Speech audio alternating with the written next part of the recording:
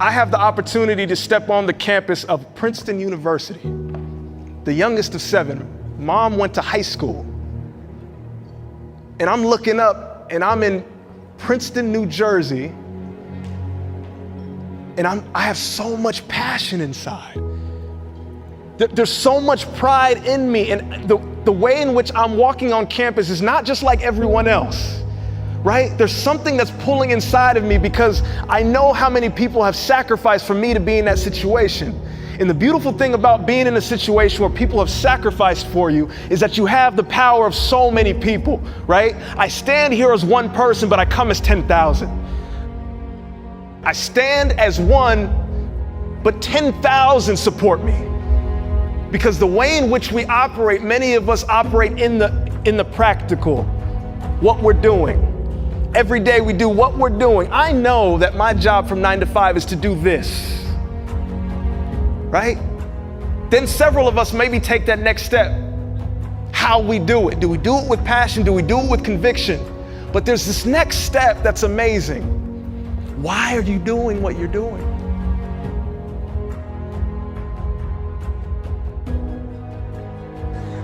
Who's your why? Who are the people in your life right now? Who are the people in your life who you can see their face and you say, you know what?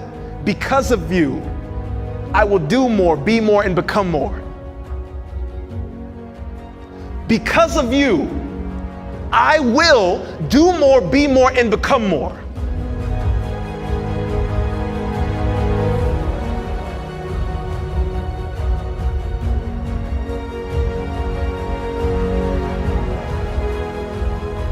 Every time I get the opportunity to tell my story, I start with my mom. She is me. Her heart is my heart. Everything that I do, I know the sacrifice. I know the sacrifice. And the most amazing part is I believe that each and every one of us can bring that passion to what we do if we remember who our why is.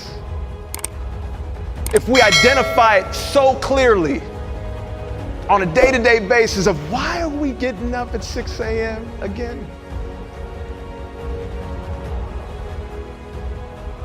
Why are we doing this, right? And there are certain people in our lives that allow us to continue on, that allow us to push forth.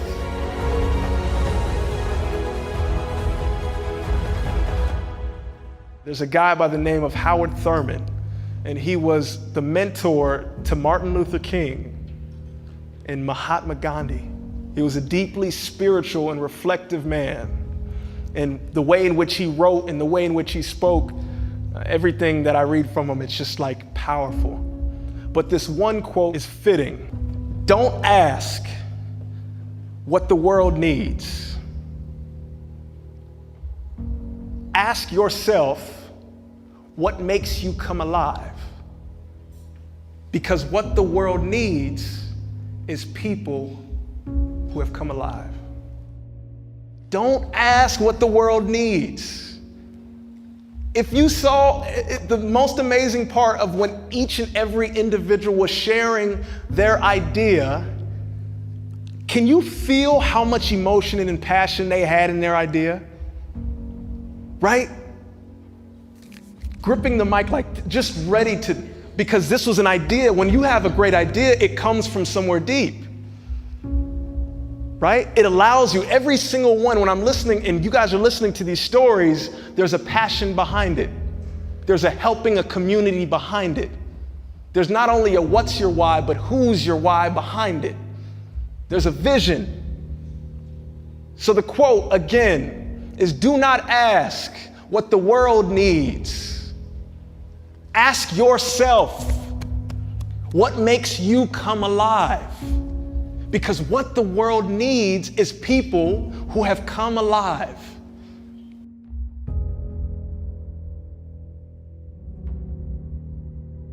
There were so many times I didn't think I was going to graduate.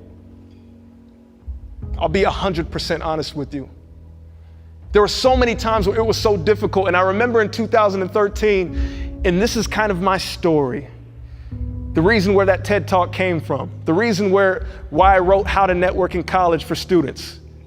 And I can remember graduating, imagine, from the #1 academic institution in the country, unemployed, and going, what? And spending the next 6 to 9 months thinking, what on earth is going on in the world? I thought I did everything right.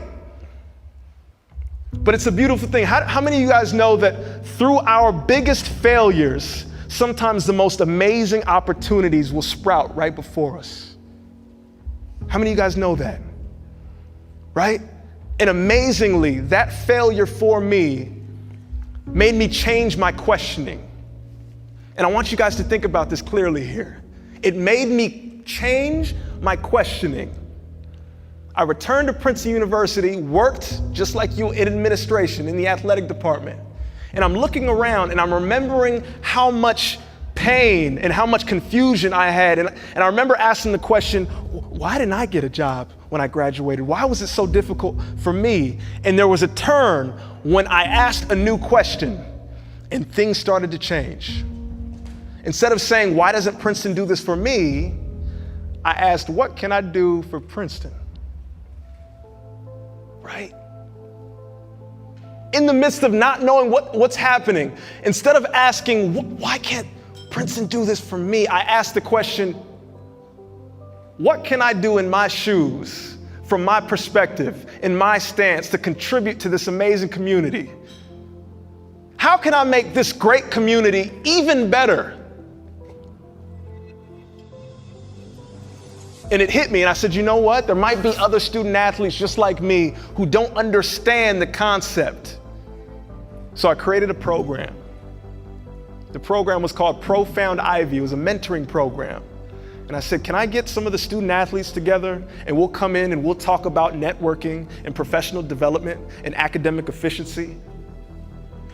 And the athletic department looked at me and they said, oh, that's awesome. We won't pay you for it, but this is great. Go ahead. And so that's what I did. 9 to 5, you work, and then 6 to 9 is doing my own thing of how I can contribute back. And it was interesting because the group grew, right? It was 8 students, and then it was 12 students, and then it was 25 students, and then it was 40 students, and then it was 70 students. And then I get an email from the university president and says, did you create the Profound Ivy mentoring program? Yes, it's me. It's like, well, I would like to come support it and financially support it as well. Is that okay? You guys can clap for that. There's a point here. I want to drill this in. And I remember at that moment, and I thought to myself, I was just one guy out of a 130 person department with one idea that came from me changing my question from being a selfish act to a selfless act. From what can this community give me to what can I contribute to this community? I'll say that one more time. I changed the question in my head from what can this community give me to what can I contribute to this community? And I learned something amazing, and I hope that you can take this nugget right here, is that when you switch the question in your mind from what can I get from this community to what can I uniquely give, the doors open up. Opportunities come flooding through. It's an amazing mindset perspective. It's amazing change. Something that I learned at the age of 24, and I will never forget to this day. Every community that I'm a part of, any door that I walk in, my first question is 5149. What can I give to this situation? If you guys see, I'm walking around and I have this shirt and 2 words are plastered on my chest, and it says, one says inform and the other says inspire. And they're 2 words that I absolutely live by. Inform. Right? Inform means the information that's coming to you from the outside, right? How do we take information from the outside to make us better? Second word is inspire. Everybody say inspire. So I took a little bit of Latin. So inspire, inspirare, right? So spirare is the spirit. So the spirit within. So information comes from without, inspiration comes from within. And when you put the two together, you can do some amazing things.